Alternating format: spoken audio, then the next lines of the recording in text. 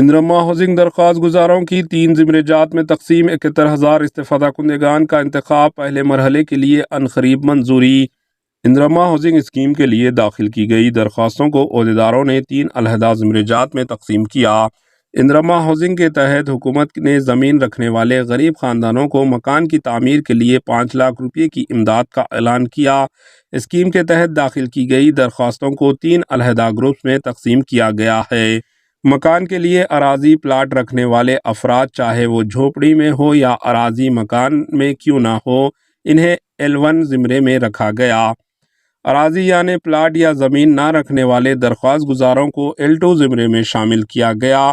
اپنا مکان رکھتے ہوئے اندرما ہاؤسنگ مکان کے لیے درخواست دینے والوں کو L3 زمرے میں شامل کیا گیا۔ طبقاتی سروے کی تفصیلات کے مطابق درخواست گزاروں کی زمرہ بندی کی گئی۔ L1 زمرے کے تحت 21,93,000، L2 زمرے کے تحت 19,96,000، L3 زمرے کے تحت 33,87,000 درخواستوں کی نشاندہی کی گئی۔ GHMC کے حدود میں 2,43,000 درخواستوں کی جانچ کا کام ابھی باقی ہے۔ پہلے مرحلے میں 562 گاؤں سے 71,482 استفادہ کنندگان کا انتخاب کیا گیا۔ ان میں L1 زمرے کے 59,807 استفادہ کنندگان، L2 کے تحت 1,945 اور L3 زمرے کے تحت 5,732 افراد شامل ہیں۔ نئی درخواستوں میں سے 3,998 استفادہ کنندگان کا انتخاب کیا گیا۔ حکومت نے اعلان کیا ہے کہ پہلے مرحلے میں ایسے فیملیز کی مدد کی جائے گی جن کے پاس مکان کے لیے زمین پلاٹ موجود ہو۔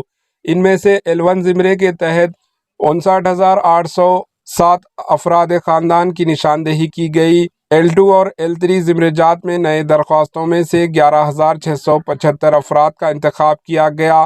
دوسرے مرحلے میں L1 اور L2 زمرے جات کے باقی درخواست گزاروں کو مکانات منظور کیے جائیں گے۔ L3 زمرے کے تحت 3,387 لاکھ افراد میں سے زیادہ تر اندرما ہاؤسنگ اسکیم کے لیے اہلیت نہیں رکھتے۔ حکام درخواستوں کی مزید جانچ میں مصروف ہے۔ Bureau report AHN news.